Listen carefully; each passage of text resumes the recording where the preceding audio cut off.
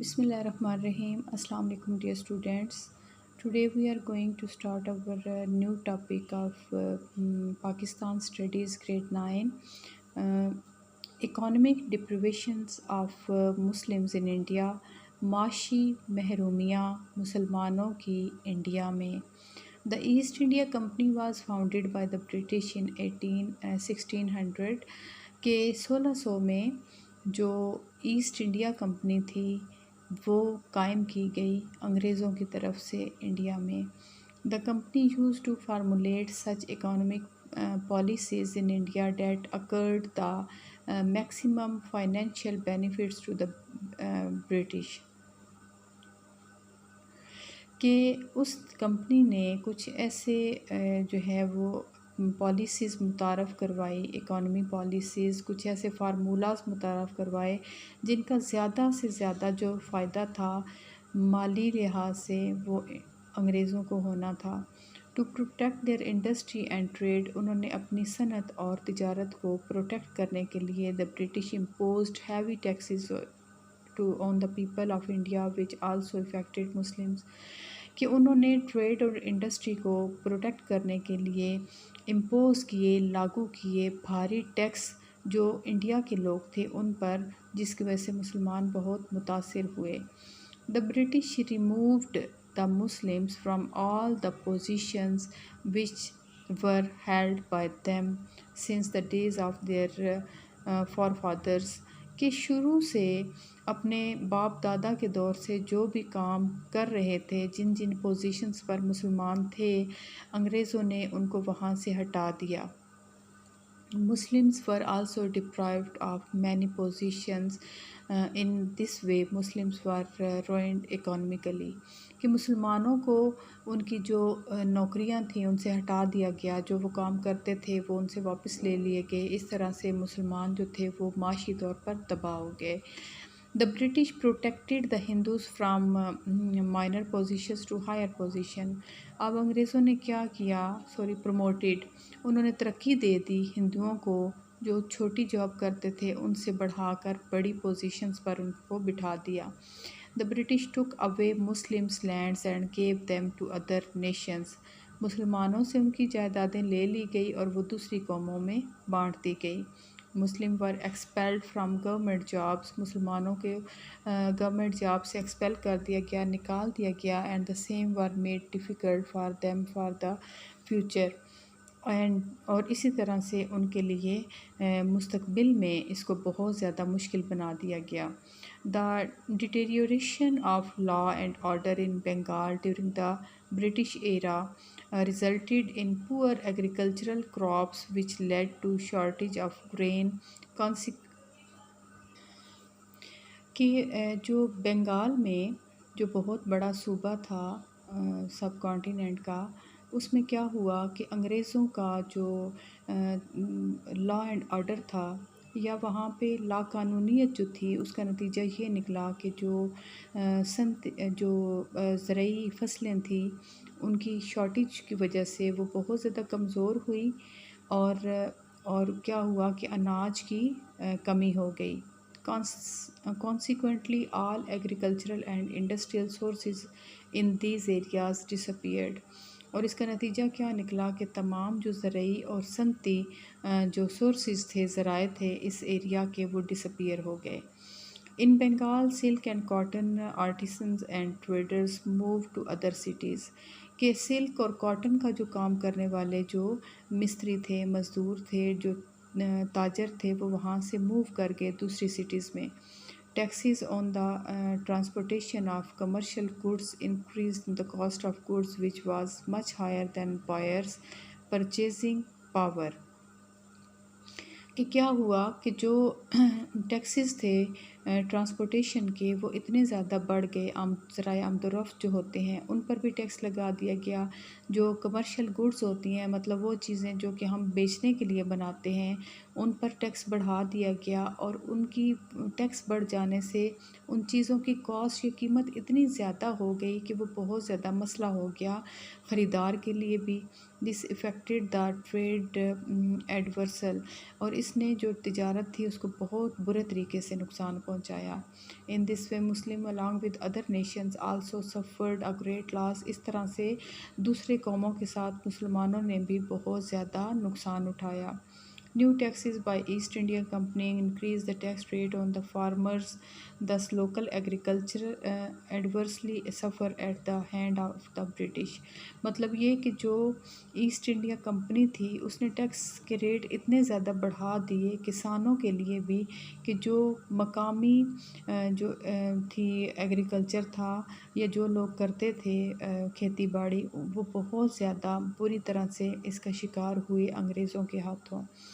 Explanation of ideology of Pakistan in the light of the pronouncements of Allama Iqbal and قائد اعظم محمد علی جناح کے دو قومی نظریے کی وضاحت قائد اعظم اور علامہ اقبال کے جو ارشادات ہیں ان کی روشنی میں۔ The ideology of Pakistan is explained below in the light of the pronouncements of Allama Muhammad Iqbal and Quaid Azam Muhammad Ali Jinnah. Allama Muhammad Iqbal and ideology of Pakistan۔ Allama Muhammad Iqbal was one of those Muslim leaders of the subcontinent who gave the concept of a separate homeland to the Muslims۔ کہ علامہ اقبال چند ان مسلمان لیڈروں میں سے ہیں جنہوں نے برصغیر میں مسلمانوں کو الگ جو ہے وہ وطن کا ایک تصور دیا and awakened them through his poetry، اور انہوں نے مسلمانوں کو اپنی شاعری کے ذریعے جگایا۔ In the beginning he was also a supporter of Hindu Muslim unity۔ شروع میں وہ بھی حامی تھے ہندو مسلم یونٹی کے، but soon the orthodox and based attitude of the Hindus forced him to think that he should demand a separate state۔ مطلب یہ کہ شروع میں تو وہ یہ چاہتے تھے کہ مسلمان اور ہندو مل کر رہیں، لیکن جب انہوں نے بہت برا اور تعصب والا جو ایٹیٹیوڈ تھا، رویہ تھا ہندوؤں کا، وہ دیکھا تو اس کے بعد وہ اس بات پر مجبور ہو گئے کہ وہ سوچیں کہ مسلمانوں کے لیے ایک الگ ملک ہونا چاہیے۔ ان ہز الہ آباد ایڈریس آف 1930 کے الہ آباد میں جو انہوں نے خطبہ دیا تھا 1930 میں، ہی forcefully pleaded for a separate state where Muslims could lead their lives in accordance with their religion and culture۔ انہوں نے اس بات پر بہت زور دیا یا زور دے کر یہ کہا کہ مسلمانوں کے لیے ایک ایسا ملک ہونا چاہیے جس میں وہ اپنی زندگیاں اپنے جو ثقافت ہے اور اپنا جو مذہب ہے اس کے ساتھ گزار سکیں۔ In his address he said، اپنے خطبے میں انہوں نے کہا، The formation of a Muslim state appears to me to be final destiny of the Muslims۔ کہ ایک جو ریاست ہے مسلمان ریاست کا قیام جو مجھے نظر آ رہا ہے کہ وہ ایک فائنل ڈیسٹنی یا قسمت ہے مسلمانوں کی، at least of the north west India, جو نارتھ ویسٹ انڈیا ہے اس میں، if we wish to keep Islam alive as cultural force in the country۔ اگر ہم یہ خواہش رکھتے ہیں کہ اسلام کو ہم زندہ رکھیں ثقافتی جو ہے فورس کے ساتھ ملک میں، it is imperative that it should establish its central authority in the specific territory۔ تو اس کے لیے یہ ضروری ہے کہ ایک اس کو مکمل اختیار ملے کہ ایک خاص علاقے میں جہاں پہ وہ پھل پھول سکے۔ I therefore demand the formation of a consolidated Muslim state in the best interest of Islam in India۔ کہ میں ڈیمانڈ کرتا ہوں، مطالبہ کرتا ہوں قیام کی ایک مستحکم مسلم ریاست جو کہ بہت زیادہ جو ہے وہ مفید ہے اسلام کے لیے انڈیا میں۔ As two separate representative nations were living together in the subcontinent، کہ جیسا کہ دو الگ نمائندگی کرنے والی قومیں رہتی ہیں برصغیر میں، therefore Allama Muhammad Iqbal wished to promote the Muslims as a great and distinct nation۔ علامہ اقبال جو ہے ان کی یہ خواہش تھی کہ وہ پروموٹ کریں مسلمانوں کو ایک عظیم اور ایک الگ شناخت کے ساتھ قوم کے طور پر۔ He thought that to safeguard the political, social and economic rights of the Muslims it was essential to have a separate state for them۔ کہ میرے خیال میں کہ جو سیاسی سیف گارڈ ہے یا حفاظت ہے حقوق کی، معاشرتی ہے، معاشی جو حقوق ہے مسلمانوں کے، ان کے لیے بہت زیادہ ضروری ہے کہ ان کو ایک الگ ریاست ملے۔ Quaid Azam and ideology of Pakistan. In his many in history, many personalities are known to have changed the identity of the nations. کہ تاریخ میں بہت ساری ایسی شخصیات ہیں جنہوں نے جو ہے وہ تقدیر کو بدل کے رکھ دیا قوموں کی. قائد اعظم محمد علی جناح is one of such personalities of the subcontinent who changed the identity of the Muslims of subcontinent. Quaid Azam ان میں سے ایک شخصیت ہیں جنہوں نے برصغیر میں بدل کر رکھ دیا مقدر کو، یہ تقدیر کو، مسلمان جو رہتے تھے برصغیر کے ان کے. Quaid Azam Muhammad Ali Jinnah was a staunch supporter of the two nation theory. Quaid Azam Muhammad Ali Jinnah staunch supporter تھے، مطلب پکے حامی تھے دو قومی نظریے کی. And considered the Muslim a separate nation from every aspect. اور مسلمانوں کو وہ مانتے تھے کہ وہ ہر ایک لحاظ سے ایک الگ قوم ہے. In his connection he said, اس طرح سے انہوں نے فرمایا،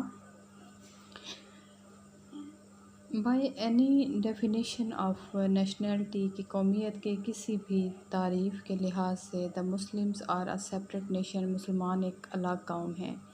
دے have every right to establish their separate homeland. ان کو ہر وہ حق حاصل ہے کہ یہ اپنے لیے ایک الگ وطن جو ہے وہ قائم کریں. The Muslims have to promote and protect their spiritual, moral, economic, social, political and cultural interests.